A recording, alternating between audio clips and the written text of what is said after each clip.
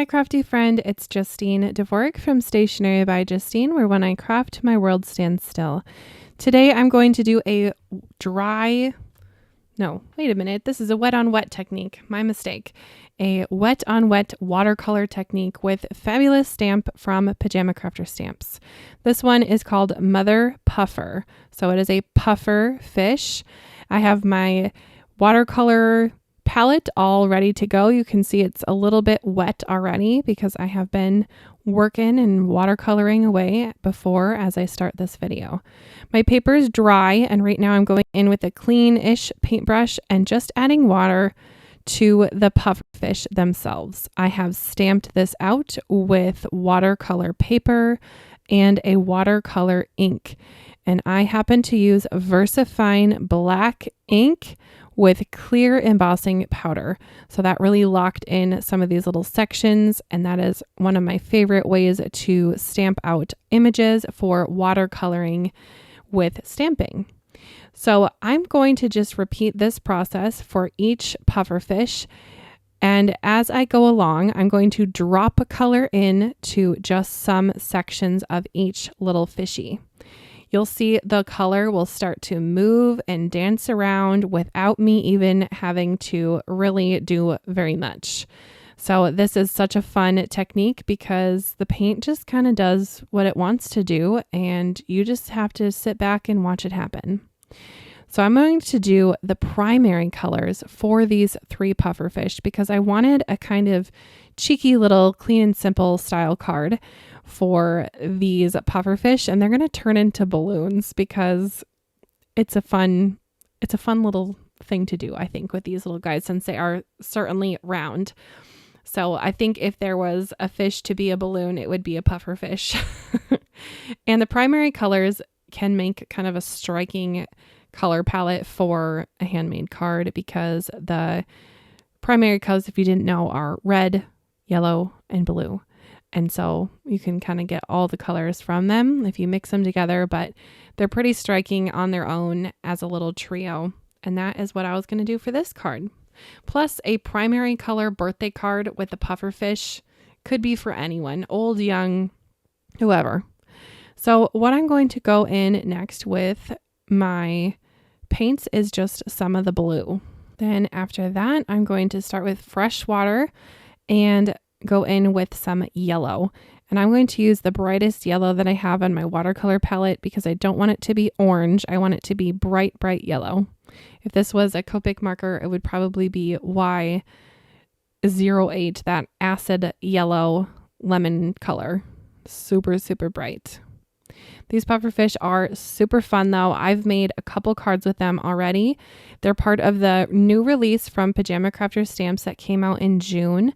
This is early July, so I'm still going to be promoting this one quite heavily here before the next release, which will be on the 18th, I believe, of this month. But even though release day might be over or the release month is over, it doesn't mean that these stamps are going to go into the abyss of my craft room. They're going to stay out. I probably will be using these pufferfish for some upcoming craft roulette projects, I'm thinking, because they're just so darn cute. And they have spikes, they're round. So if some kind of parameter comes up like that, I'll be ready to use them. All right, are you ready for some fun footage? I have some time-lapse footage of these drying. Ready? Look at that paper moving. This is a 12-second clip. And it took about an hour to film. Isn't that crazy how the water moves? Just nuts. Alrighty, I have my sentiment all stamped and ready to go here. The stamp set has fun sentiments and I'm using the one that says, "I'm pumped up to wish you a happy birthday," because hello, that's adorable. And these little guys are going to be birthday balloons after all. So a birthday sentiment seemed quite appropriate for this occasion. Now I'm going for that kind of clean and simple primary colors, black and white situation. So I have this panel that has been die cut out with a stitched rectangle die from my stash. Then I'm pairing it with some black cardstock to go on the back. So this card is an an A2 sized card, which means it is 4¼ by 5½. And then my white panel is about 3¾ by 5. Now these little guys I have fussy cut out after the paint has dried and the water has dried, and really gone ahead and cut them out really close to that line. So they did lose a tiny bit of their little spikes and such, but that's okay. I am a stitcher for card making and some little needlework in my life. So I had this black thread handy that's from DMC. So I pulled out just one single thread of floss, and I need 3 of these for my balloons. So this is a really, really skinny piece. You could use anything that you have in your craft room. If you want to use a ribbon, you could do that. You could use yarn. It doesn't have to be anything specific, but for balloons and for this card, I wanted it to be black just because I wanted it to match kind of the contemporary vibe that I have going on here. Those fish are so cute. And in real life, pufferfish have a lighter belly typically. So that's kind of why I chose to put the color part of each fish near the top and have it just kind of float down on the fish. Now, this is a huge sidetrack, but if you are someone who has access to Netflix, there is a documentary that is about a little pufferfish. And I am not a documentary kind of person at all, actually, but it happened to be something that my husband chose to pop on one night for a movie night. And I just went, oh boy, I don't know about this. I'm not a documentary person, but it was so adorable to see the pufferfish in real life after I had just been stamping in my craft room with pufferfish all week. Kind of weird. He probably saw one of the cards and then put 2 and 2 together. But I think that pufferfish are super cute, and there's some dramatic moments in that documentary. So caution, but I think it is a fun little fish. So I'm going to put this little balloon cluster of my pufferfish near the top here. And I'm going to use some tape. And we're going to tape up my pufferfish in place so they don't move around. They like to move around, apparently. And I'm going to do something at the end of this video to really make these look like balloons and make them super shiny. So if you want to guess what I'm going to do to make them shiny, let me know in the comments. And then when it gets to that point, we'll see if you're right. So I have taped them all together. Temporarily, of course. And then I'm going to put some foam on the back of these balloons because they need to be popping. They're balloons after all. I just have some pretty cheapo foam that works well for me. So we'll just stick that on there. Are you a foam strip crafter or are you a foam square type of crafter? I am curious. Let me know in the comments as well. I personally like the strips, but I think the foam squares have their place perhaps for swinging cards, or I don't know, but I like the strips because you can maneuver them however you want in any shape and use them on sentiments and stamped images like this. But let me know your thoughts down below if you don't mind. Now this was stamped with watercolor paper, so it is a thicker card stock. So I'm going to make sure that I am supporting all of the little pieces of the fish, like the fins and I guess that's kind of it. The fins and the belly and all the pieces, so nothing is going to flop down or sag down. We don't need a saggy pufferfish. All right, that is about where I want them. So I will just stick them on. Come on, girl, stick them on the card. I'm being fussy at this point. Can you tell? The perfect place. And we'll lift it up and try again. Try again. Right there. Come on, commit. Boom. It has happened.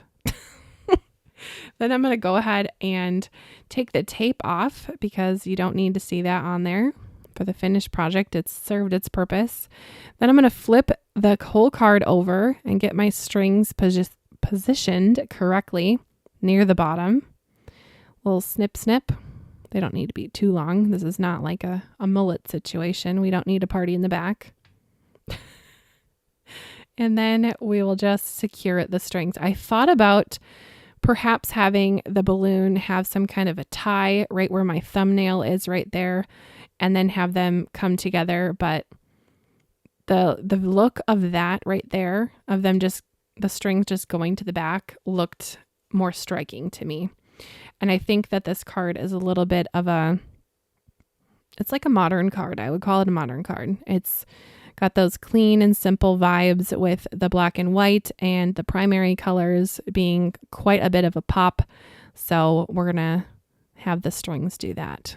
Just secure it with some double-sided adhesive, which I don't love using. If we're being blunt, I don't love it, but it does work for something like this.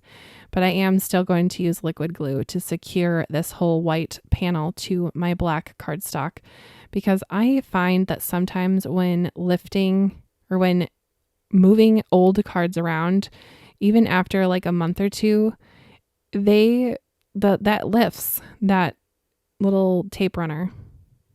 So if you are seeing that little smiley face, go ahead and hit the like button and subscribe to the channel for more videos like this. And subscribe to the Pajama Crafter Stamps channel. Let's give that channel a little bit of love. I am part of the design team and the video team for Pajama Crafter Stamps, and there's some great makers over on that channel, and I just would love to send you over there and to support some of their new videos. So head on over there and show them some love. Oh, isn't that cute? Oh, I think this is so adorable. And if the primary colors aren't really your thing and you want to remake this card, make your pufferfish whatever color you want. They don't need to be scientifically correct with their coloring. You could have hot pink and lime green pufferfish. I give you total permission for that. If you commented glossy accents before I started using them, crafty hugs for you. That's what I'm going to use to make these pufferfish look extra balloon-like. So glossy accents, if you don't know, is a very shiny, clear, sticky, almost like a glue medium, we'll call it, for paper crafting and such. I really like to use it for adding shine to different items. Since these are supposed to be balloons, I thought that it was perfect. So I'm going to be a little bit picky on how I arrange my glossy accents onto each pufferfish. I'm going to treat as a specific balloon. So the glossy accents will not bleed through each balloon to help them look even more realistic. And I'm just kind of going around the edge of each area and then just flooding the inside with the glossy accents. Now be careful. Glossy accents, you can end up with air bubbles. So just be cautious. If you do get an air bubble, you can grab like your pokey tool, if you have a pokey tool, or a toothpick, and just kind of gently coax it out. But once you're at this stage that I'm at right now, with it being very, very wet, put it somewhere far away from you, or kids or dogs or cats or birds, whatever is going on in your craft room. Put it somewhere where no one's going to touch it, because that glossy accents does take quite a little bit of time to dry. And I am notorious for getting my fingers stuck in it afterwards. But good news is this card was safe from all of that, and it turned out super cute. So I'm going to show you some close-up pictures as I finish up this video. So once again, I do have the stamp set linked down below from Pajama Crafter Stamps. Great small business to support, I will just say that. And if you want to use my affiliate links, I do really appreciate that. So thank you in advance if you do that. And go check out pajamacrafterstamps.com. I will have it linked down below. Anyway, I appreciate you watching all the way to the end of this video. I'm pumped up that you are here and you watched the video, and let me know what you think about this one in the comments before you head out for today. Thank you again so much for watching, and we'll see you next time. Bye, crafty friend.